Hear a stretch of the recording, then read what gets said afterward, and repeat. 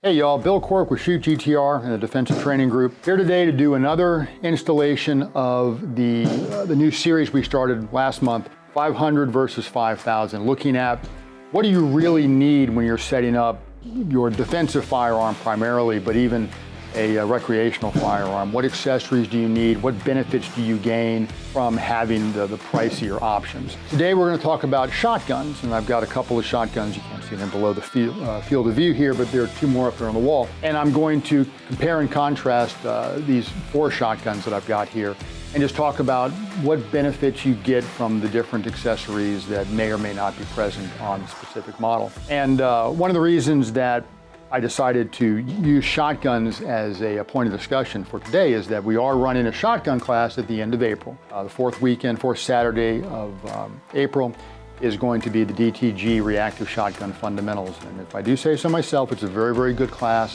It'll teach you a lot on how to actually run these things as a defensive tool. A lot of people have shotguns, but don't really understand the intricacies. It's a deceptively simple system. A lot more complex once you start getting into it. How you load it, there are different ways to load it, different ammunition considerations, all that. And quite frankly, a lot of people are intimidated by them because of the recoil. And you can mitigate a lot of that through your technique, as well as some of the accessories that you might put on there and the ammunition that you use. So that'll be on the Shoot GTR calendar. It's, like I said, the fourth Saturday of the month, DTG Reactive Shotgun Fundamentals. Hope to see you out there for that. I've got two different types of shotguns here. So we're going to start with your basic Remington 870, your pump action shotgun. And these, for years in my classes, this was what people mostly brought.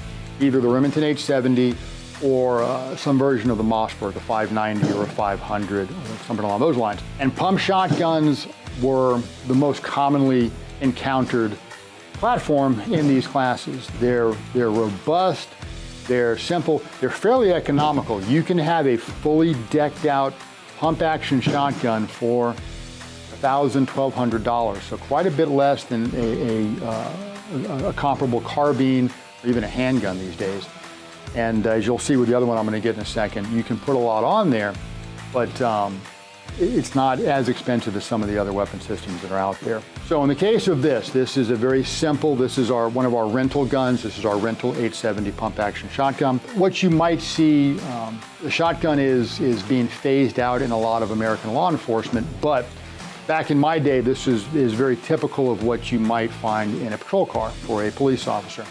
A tube fed, so your magazine tube down here, pump action, 12 gauge shotgun. The sight's on here. This is what's called a bead, and you use the flat of the rear as your, or the flat of the receiver as your rear sight. So they're crude, they're fast, but they are kind of crude.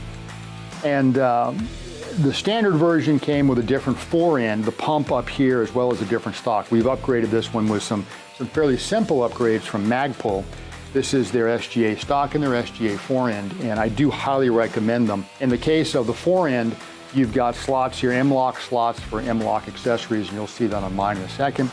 And then this stock is very good. It gives you a good blend between your conventional non-pistol grip type of stock, your traditional type stock, and a pistol grip stock. And I'll talk about some of those things in a second. Basically what we're looking at is how do the bones line up when I'm gripping the weapon. And because this comb is a little bit more vertical, I can get down and get my bones more in alignment, whereas a traditional type stock with more of an angle there, I got a break in my wrist here. But unlike a pistol grip where I've have to come all the way off, especially on your shotgun, you have some controls here, your action bar release and your safety that you have to manipulate. And with this, I can slide forward to get to that, whereas with a pistol grip, I have to break my grip completely. So there are pros and cons for both of those. But some very simple upgrades. These don't cost you a whole lot, and something like this, which is very effective, there are some accessories I would recommend, but you can get into this fairly economically. This is going to be a somewhat upgraded version, still a Remington 870. Now this is a registered short barrel shotgun, so whereas this one is an 18.1 inch barrel, this one is a 14 inch barrel. And I used to use this on duty. This is just a bit more compact. Because one thing about a shotgun is they tend to be long because the ammunition is long. So the receiver is a little bit more elongated compared to, say, a carbine or certainly a pistol caliber carbine. So this one has got, it's the same basic action as the other one that I showed you, but it has been upgraded quite a bit. So I've got the same fore-end that we talked about. I do have a vertical foregrip mounted here, which is just an index point for me as I'm running the pump. And remember, I'm showing it to you this way as a righty, but I'm a lefty. So if you wonder, why do these things set up this way? They're set up for a lefty, not a righty. One of the important things that I have on here is a weapon light. Any defensive firearm, you really need to consider getting a weapon light on there, especially for something that will be used for home defense. You're not worried about concealing this thing, obviously.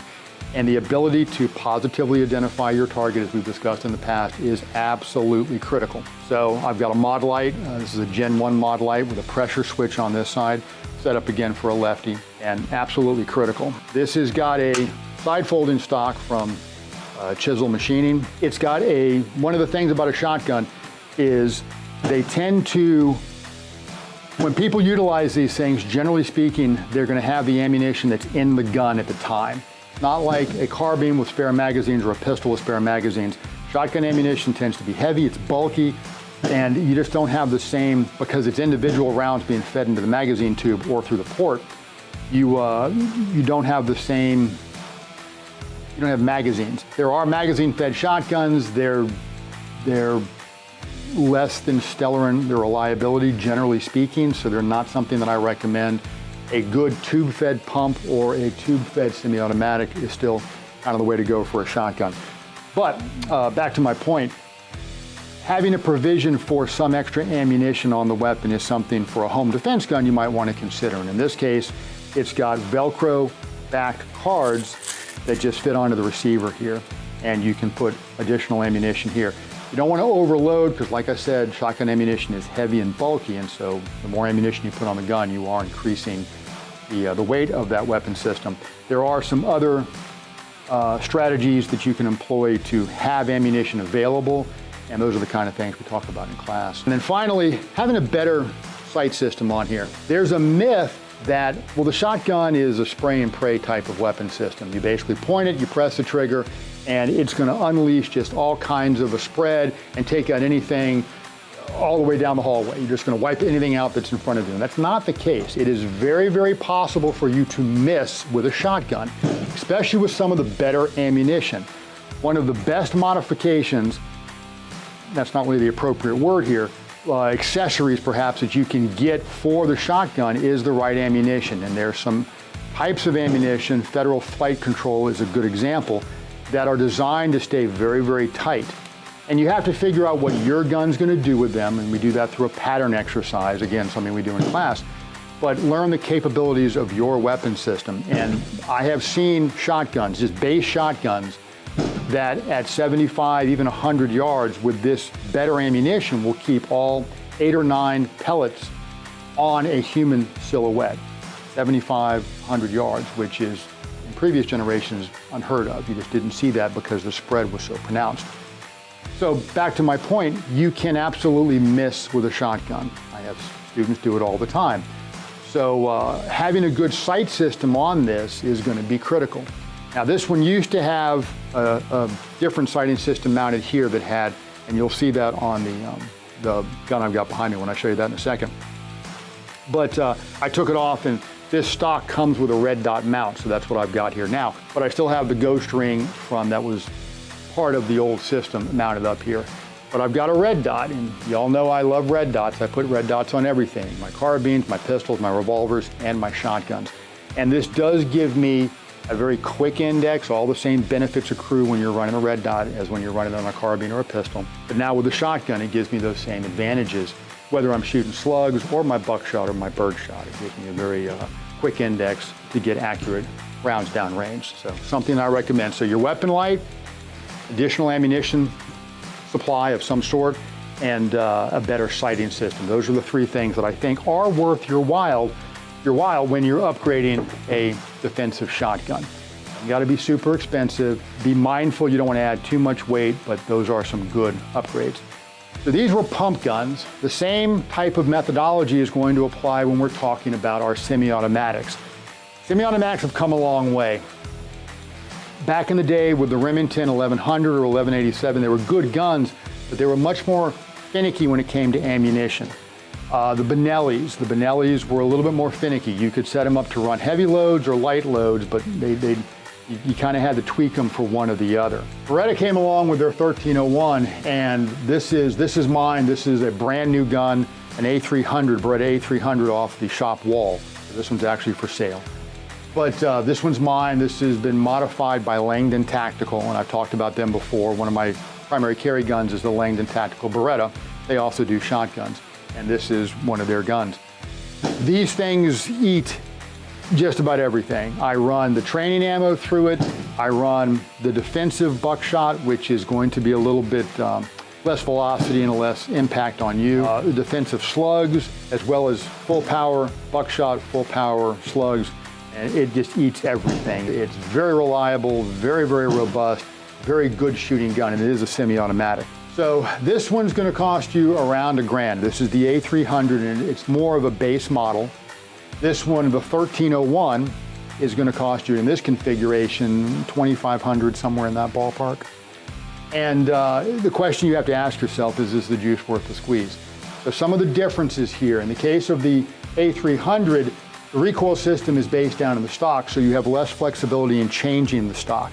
You'll notice on the 1301, this is the same stock that I showed you on this 870. It's the Magpul SGA stock. And I really like that for reasons I discussed. And that's what I put on this one. And you can do that because the recoil system here is based in the front of the gun. Otherwise, the controls are very similar. You have more plastic parts here, which as a practical matter, that's fine. That's not going to be a big issue. This one has been set up. I've got a illuminating or a luminous, I should say, front sight, and then the same dot that I've got on my 870, a Hollow Sun 509T, and there's a backup iron in front of the optic that co-witnesses with my front sight, so I do have that capability. I've got my iron sights as backups to my red dot, but I do run a red dot here. In the case of this guy, again, more ammunition, so I've got side saddle mounted here. This is from Aridus Industries. And then I've got my weapon light, which is also a Gen 1 mod light with the same idea. I like them to be consistent from gun to gun. And this has got my pressure switch up here. This one is a 18-inch barrel, does have an extended magazine tube on there, so does this one. It gives you a bit more ammunition on the weapon. As I said in a previous video, when it comes to handguns and whatnot, do you need the most expensive? There is pride of ownership, that's the industry term that we use, but realistically, for most people, you would be just fine getting the base model and a bunch of ammunition. You're going out and learning how to use it. That's going to serve you better than trying to buy skill. Once you get to a certain point, if you want to get the upgraded model, absolutely. There are some benefits in terms of functionality, in terms of just how it's built.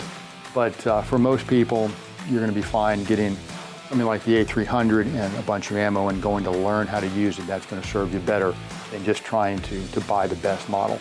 If you can afford to get the best model, you know, they are nice. That's why I've got this one, because this is what I do for a living. Just to discuss it very briefly, between a semi-automatic or a pump shotgun, which one should you consider? These days, in terms of reliability, previously, and I said this earlier, previously, my classes, when I ran shotgun classes, were all almost exclusively pump. And that has shifted slightly over the past 5 or 10 years. And we would start seeing more semi-automatics, but generally speaking, the semi-automatics didn't last the entire class. They would go down, the gas system wouldn't work. They were finicky with ammunition, all the stuff that I've talked about. Of late, the past 2 years, I have seen it shift profoundly, and now the most common gun that I see in my shotgun classes is going to be some variant of the 1301. And the reason I'm not seeing a lot of A300s as of yet is that this is a newer model and they just haven't caught up. But I expect that these are going to be the two most commonly encountered models going forward in my shotgun classes because they are really, really good. So what's the pro and the con? Well, the semi-automatic, so it's self-loading. You get one shot per trigger press and then the gun automatically loads on its own. The good thing about that, you can shoot them very fast. The challenge with that, and it's not a bad thing, it's just a consideration, is the gun is now moving you because it's functioning at its pace, as opposed to with a pump shotgun, you control that pace because you press the trigger, launch the round, and then you control the action of that forend, of that pump. So with a pump shotgun, I can still shoot it very fast. It's marginally slower than with my 1301, but you'll notice if you look at this on video that my body moves less because I'm in control. I know exactly when that recoil is going to come back, and I can control how it moves me much more effectively than I can with a semi-automatic. I'm shooting the semi-automatic faster, but it's moving me more. The pump's a little bit slower, but I'm more in control. I shoot them both very accurately, so it's not like you're going to fall down or anything, but there are just some considerations there. Can't go wrong with a good pump, and they are more economical.